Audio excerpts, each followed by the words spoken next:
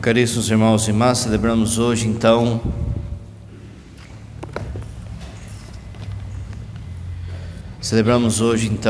os 800 anos das chagas do nosso pai Francisco. De fato, ele é pai de muitos, né? Inclusive da minha vocação, inclusive do meu trabalho lá com os pobres. Eu devo muito a São Francisco. Hoje, 800 anos então que ele recebe essas chagas, é uma data especial para todos aqueles que têm a devoção a São Francisco de Assis. Daqui 2 anos, a gente vai comemorar 800 anos do falecimento dele. E daqui a pouco a gente vai comemorar também o dia de São Francisco, né? Aqui na comunidade, no dia 4, no dia 5, né? Vamos fazer o tríduo. E aí no dia 4 vai cair na sexta-feira, e aí no sábado, dia 5, a gente vai fazer a missa com a procissão. E aí sim o padre vai falar mais da vida de Francisco. Hoje vamos falar desse momento específico, né? Tem tanta coisa para falar de São Francisco, né? Mas hoje desse momento específico. São Francisco sempre pediu para Deus, para Cristo, depois da conversão, que ele vivesse a paixão de Jesus. Ele pedia isso pelas humilhações que ele queria passar, pelas orações, pelos jejuns. Ele queria de alguma forma se estreitar à paixão de Cristo. E ninguém se estreitou tanto, e ninguém se pareceu tanto à paixão de Jesus como São Francisco. São Tomás, quando ele vai explicar a santidade, ele fala que no céu tem 2 tipos de graus de santidade. O primeiro grau de santidade é um grau a partir da encarnação.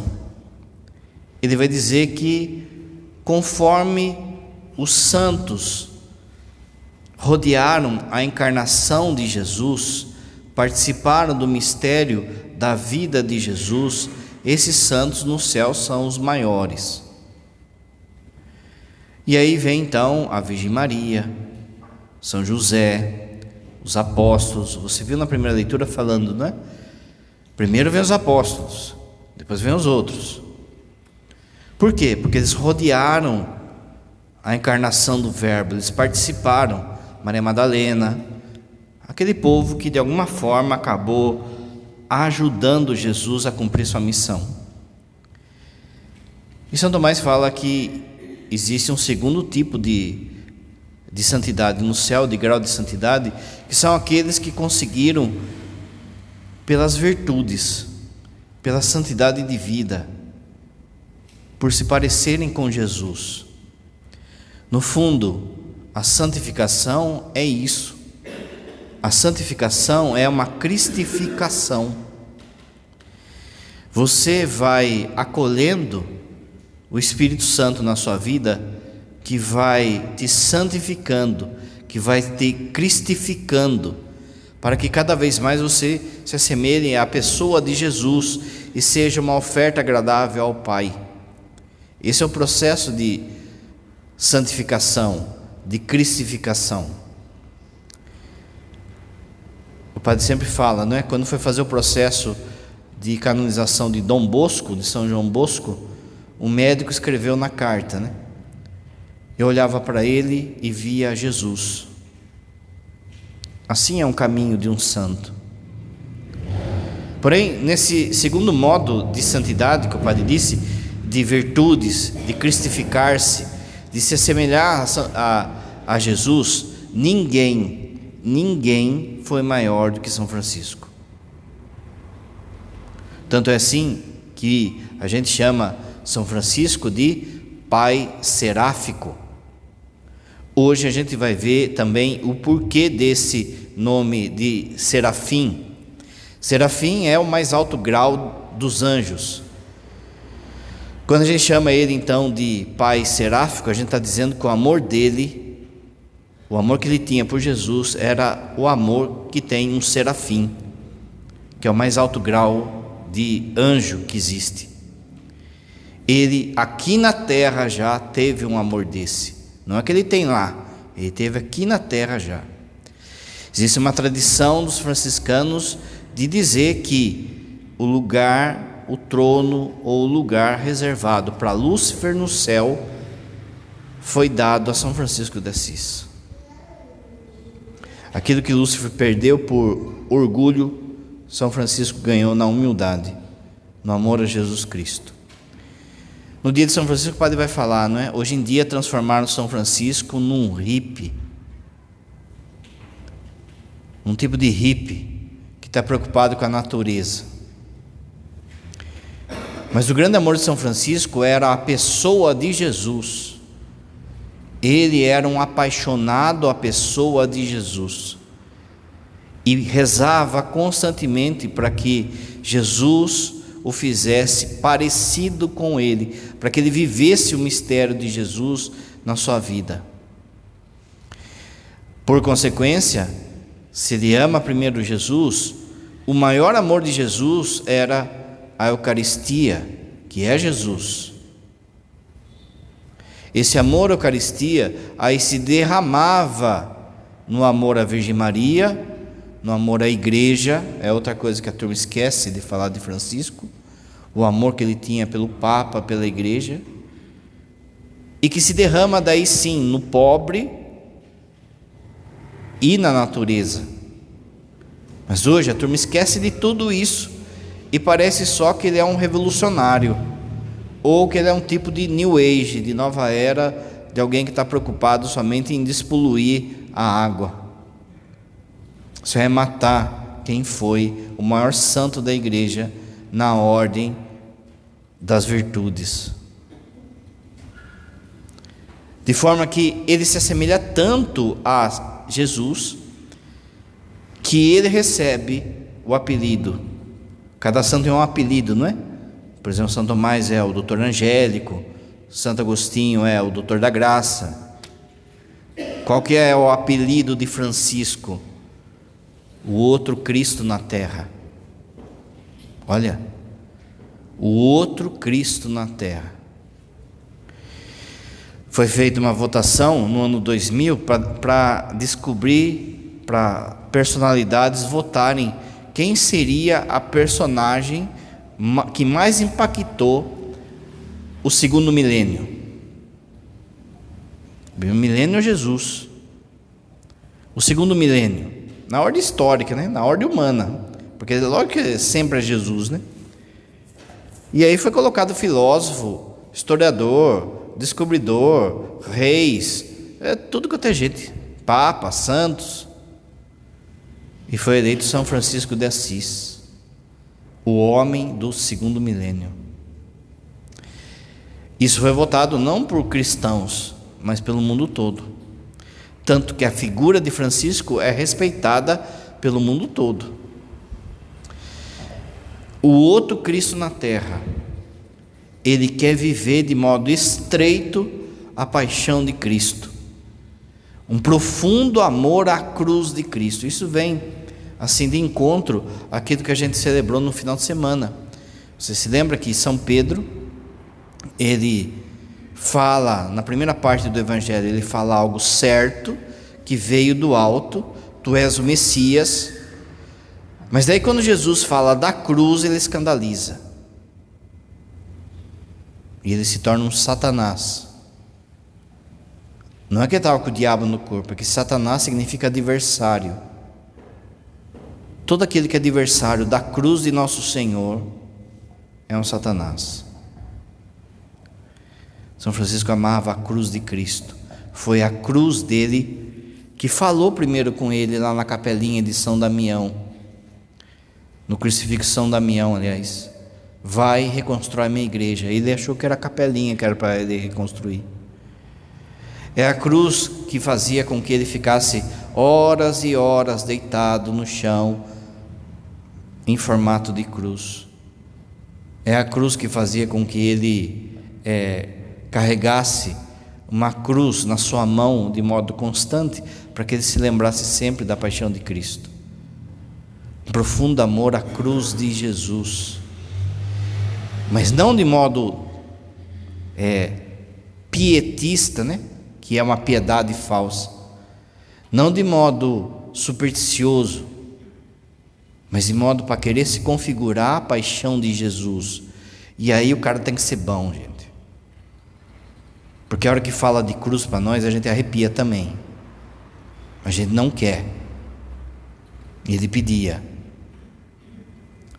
pediu tanto, e ele desejou tanto, que Deus concedeu. Quaresma São Miguel, ele que começa a Quaresma São Miguel, é outra coisa, né? Tem gente que falando aí que é devoçãozinha barata. Infelizmente tem gente dentro da igreja contra a Quaresma São Miguel. A turma começa a brigar contra Deus, né? Contra os sinais de Deus. Olha o que esse Frei Justo está fazendo. São 500 mil pessoas rezando o terço de madrugada, gente. Se a pessoa não vê que é um sinal de Deus isso, mas bate orgulho de muita gente, bate a inveja de muita gente, acaba sendo inimigo da Eucaristia, inimigo da cruz e inimigo de São Miguel. Enfim, a gente precisa rezar muito para o apostolado desse homem, viu? Ele que começa a Quaresma São Miguel, 40 dias para se preparar para essa vivência do que é o dia de São Miguel. É interessante você perceber também que humildade, Eucaristia, pobreza e cruz e São Miguel vão estar sempre juntos. Não dá para você, por exemplo, ser um verdadeiro devoto de São Miguel se você não amar a Eucaristia, não amar a cruz de Cristo, não viver a humildade. Não dá. Isso forja a gente. São Francisco então começa essa Quaresma São Miguel, e faltando 2 anos para morrer, numa das últimas ou na penúltima, no dia de hoje, ele tem uma visão. O que era a Quaresma São Miguel para São Francisco? Era muito mais do que a nossa.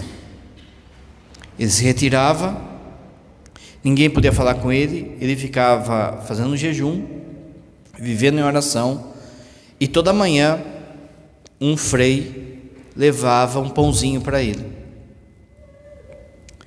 Ele viveu esses 40 dias malemar de pão, malemar. Numa dessas manhãs, esse frei vê uma luz. Ele se aproxima bem devagarzinho e vê São Francisco em êxtase, adorando o Cristo crucificado. Só que essa imagem que aparece para ele de Cristo crucificado, ele é uma imagem que, ao mesmo tempo que Jesus está na cruz, é uma cruz que tem 6 asas. 6 asas na Bíblia é um serafim. Como o padre já falou, um anjo é como se fosse um espelho. Ninguém consegue ver de fato aqui nessa terra a glória de Deus, a beleza de Deus, a beleza de Cristo crucificado, a beleza de Jesus ressuscitado. Ninguém consegue ver isso de fato, face a face, e continuar vivo. Essa visão seria tão grande, vai dizer São Tomás, que a pessoa morre de amor na hora. Ela morre de amor. Então essa visão ela tem que ser espelhada. Ela tem que ser um reflexo. Essa visão espelhada é papel do anjo. E aqui você vê pelas 6 asas que, de novo, não era qualquer anjo, era um serafim. Se você for na igreja de São Benedito, pelo menos quando eu era criança tinha, não sei se ainda tem. Lá na igreja de São Benedito, lá do centro, tem lá o São Francisco diante da cruz com 6 asas. É essa visão. Quando ele olha essa visão e contempla o Cristo e essas asas, o padre já vai falar o que significa essas asas. esse Frei vê como que saindo raios da mão, dos pés e do coração de Jesus e marcando São Francisco.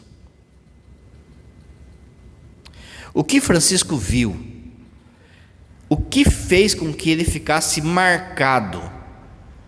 Não é simplesmente a visão em si, Jesus na cruz com os anjos, mas o que de fato representa cada asa. O que ele viu em cada asa? Ele foi consumido por um amor tamanho que aquilo de fato o marcou. Ele é o primeiro estigmatizado da história que se tem notícia. Existe uma teoria que talvez São Paulo também tivesse sido, mas a gente não tem certeza. Quando ele fala de espinho na carne, Deus me deu um espinho na carne, tem gente que fala que é um defeito físico, outros falam que é um pecado, que ele se arrastava, e alguns falam que era também os estigmas, as marcas. São Paulo fala uma hora lá: trago em mim as marcas de Jesus crucificado. Mas a gente não tem certeza. Depois de Francisco, aí sim vieram outros que receberam as chagas de Jesus, como Santa Catarina de Sena. E é interessante que ao longo da história, somente um padre recebeu isso, que foi o Padre Pio, mas nenhum outro padre recebeu as chagas de Jesus. Como você sabe, São Francisco não era padre, ele foi diácono. Ele não se achou digno de ser padre. O padre fala sempre, né? Não é que uma falsa humildade de Francisco. Não vou ser padre não, porque eu não sou digno. Não, não é isso. É porque Francisco sabia o que era ser padre. Ele sabia. Sabe por que eu sou padre? O padre João, o padre Sandro, o padre, Belão, o padre Wellington, o padre Gilversi. Sabe por que a gente é padre? Porque a gente não tem noção direito. Então Deus usa até mesmo da nossa bocosice. Mas se a gente soubesse, a gente ia tremer as pernas em cada missa que a gente celebra. Ele então tem essa visão. O que significa cada asa, padre? São Boaventura vai comentar. A primeira asa, o amor do pai para o filho e do filho para o pai. O que São Francisco vê na primeira asa? O amor do pai para o filho, do filho para o pai, e ele envolvido no Espírito Santo. O meu alimento é fazer a vontade do meu pai.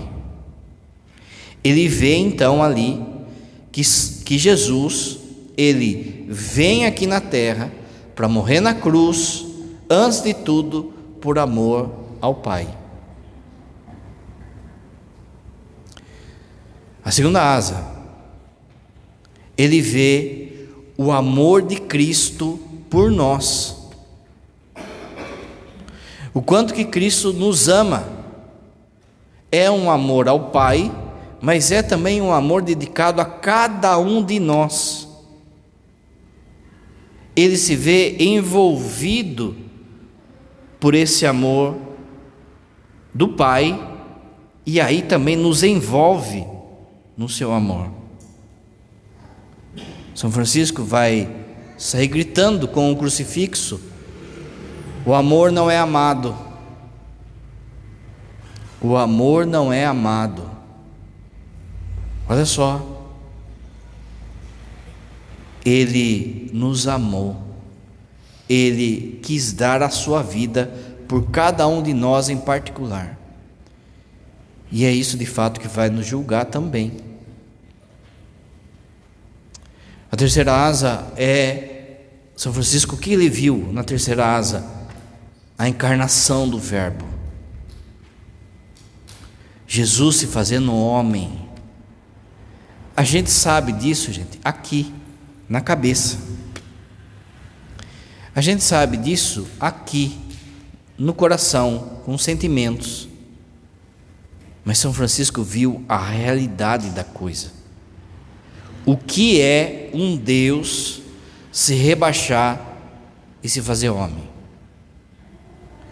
O que é um Deus, por amor, virar um nenezinho, um feto, uma criancinha na barriga de uma mãe. O que é esse amor que ele se sujeitou, e o que foi um instante, pensa só, no instante em que céu e terra se tocaram, o instante em que Jesus se fez homem, quando Maria disse sim ao anjo, ele viu isso, ele viu o que estava acontecendo no ventre dela, e aí ele ama por tabela tudo aquilo que veio como consequência disso. A Virgem Maria, Mãe de Deus, a igreja é o corpo místico de Cristo, ele vê tudo isso. Quarta asa que ele enxerga a vida oculta de Jesus, o mistério da vida escondida de Jesus, que a gente medita tão pouco, gente, que a gente fica querendo, no fundo, descobrir coisas do que Jesus fazia quando não aparece no relato do Evangelho, mas não é isso que ele estava vendo. Ele viu um Deus que se sujeita a ficar escondido numa cidadezinha 3 vezes menor que a cidade nova, que não tinha peso algum diante do mundo. Uma criança escondida no meio desse nada, aprendendo na escola, aprendendo lá com São José, vivendo em família, cumprindo as leis do templo, vivendo ali no anonimato, crescendo, obedecendo os pais, trabalhando, mas ao mesmo tempo Deus. Pensa, São Francisco vendo, por exemplo, o menino Jesus brincando, vendo a Sagrada Família de Nazaré no aconchego de uma tarde, de um jantar, eles indo alegres, por exemplo, à sinagoga ou ao templo, fazendo suas orações, o respeito, a alegria daquele ambiente.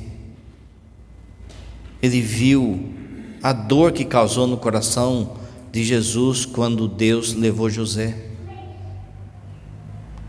o crescimento de Jesus, ele sendo moço, sendo adulto, esse jovem que está ali é Deus escondido. Isso fala muito para nós também do que é a Eucaristia, um Deus escondido na hóstia. São Francisco vai escrever tanto disso, né? Da humildade de Jesus na Eucaristia, de Jesus escondido na hóstia consagrada. De novo, o grande amor de São Francisco de Assis não foi pobre, não foi natureza, era a Eucaristia. Por consequência, ele amava as outras coisas.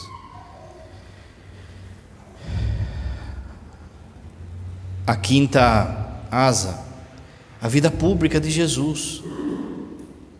Olhando para aquela asa, São Francisco vê tudo aquilo que Jesus fez, falou, ensinou, curou.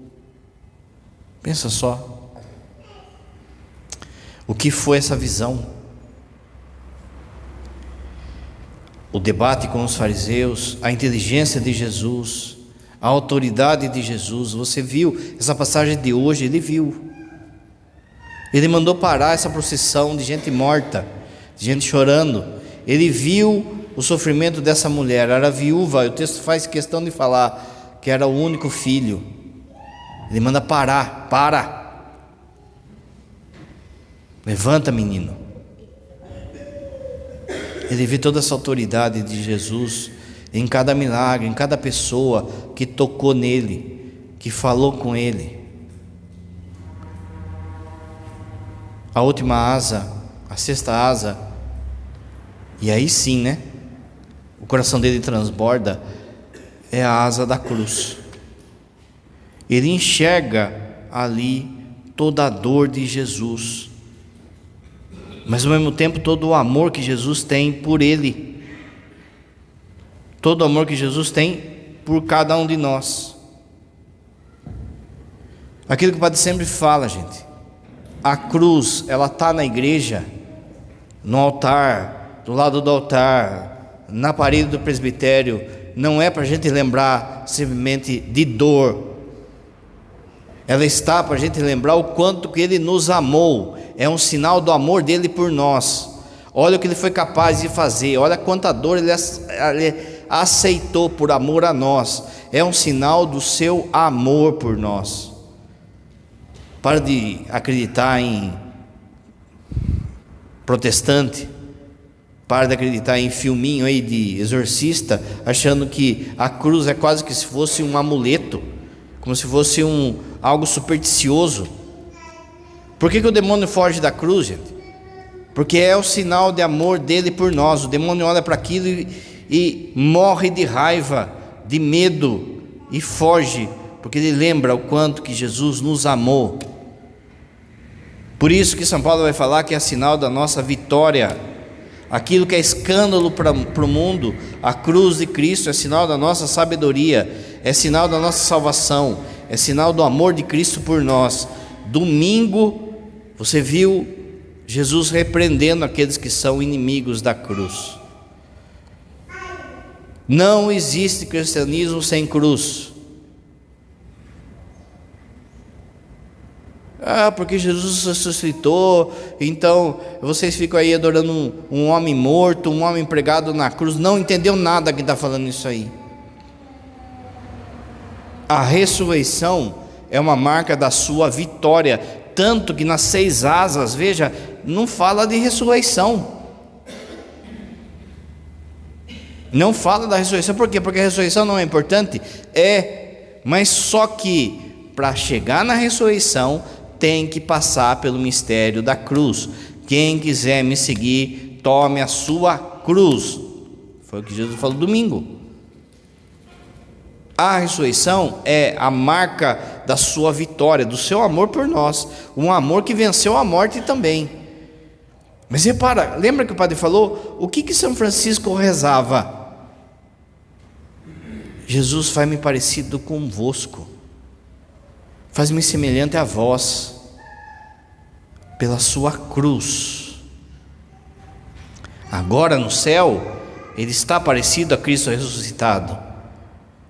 Mas é interessante que Jesus, ele medita tanto essas coisas que o padre falou, nessas 6 asas, e tudo isso que o padre falou, que ele viu, que ele contemplou, foi no milésimo segundo. Foi assim, já entendeu tudo, já viu tudo, e aquilo causou nele tanto amor, que imprimiu as marcas. A marca não é algo assim supersticioso também, gente. Os estigmas dele, do Padre Pio, não é simplesmente algo supersticioso, é uma marca de quem amou muito a Jesus ressuscitado, de quem meditou e rezou muito sobre o Jesus crucificado, de forma que Jesus, de alguma forma, ele deixa uma estampa dele quando ele dá os estigmas a um santo. É como se fosse um xerox, como se fosse uma imagem que Jesus pinta, mas ele não pinta num quadro, ele pinta na marca, no corpo de uma pessoa. Pega um missal, mano.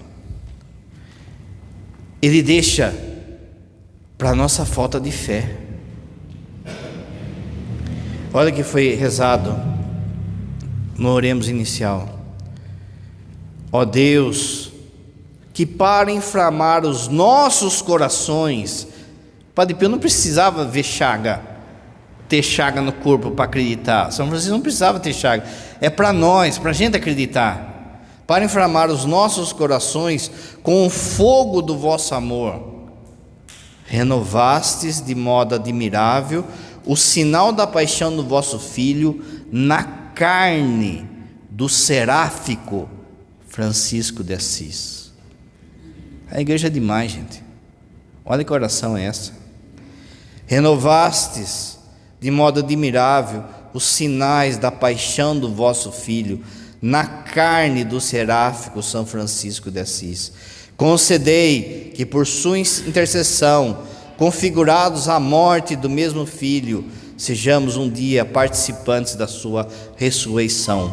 Não dá para ressuscitar se a gente não amar a cruz de Cristo, se a gente não imprimir na nossa vida a cruz de Cristo.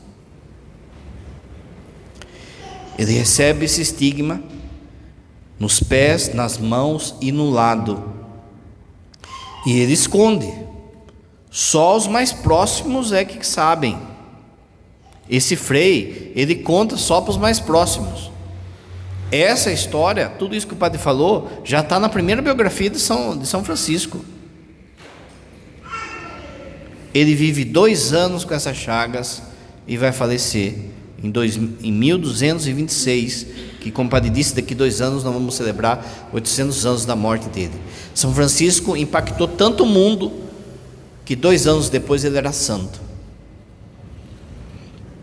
2 anos depois, mais rápido do que ele em processo de canonização, só Santo Antônio, que era filho dele espiritualmente. Mas ele foi um impacto para a igreja, um impacto para todos nós. Ele de fato se fez um outro Cristo. E aqui entra nós. De que vale a gente ser pároco de uma comunidade de São Francisco de Assis, ser da comunidade de São Francisco de Assis, falar que eu tenho devoção a São Francisco de Assis, ajudar os pobres porque São Francisco de Assis ajudou, cuidar da natureza que São Francisco cuidou, se eu não amar Jesus crucificado, se eu não tomar a minha cruz e seguir Jesus. No Tratado da Verdadeira Devoção, tem uma hora lá que São Luís Grinão Monforte fala dos falsos devotos da Virgem Maria. Existem também os falsos devotos de São Francisco de Assis. Que você não seja um deles, que você seja um verdadeiro devoto de São Francisco de Assis. Não precisa pedir cruz, mas carregue a sua cruz com dignidade, porque é ali que Deus vai manifestar o amor que Ele tem por você. É ali. Essa enfermidade, essa traição, essa injustiça, essa família que não vem para a igreja, essas coisas que estão travadas, é ali que Deus vai manifestar para você. Tudo isso é para a sua cura. Amar a cruz de Cristo, é isso que São Francisco ensinou. De novo vou falar, em tempos de muita gente fazendo guerra à cruz de Cristo, sigam os santos. O padre sempre fala, siga os santos que você não erra. São Francisco deixou esse legado para nós. Comunidade de São Francisco de Assis, amem a Jesus crucificado.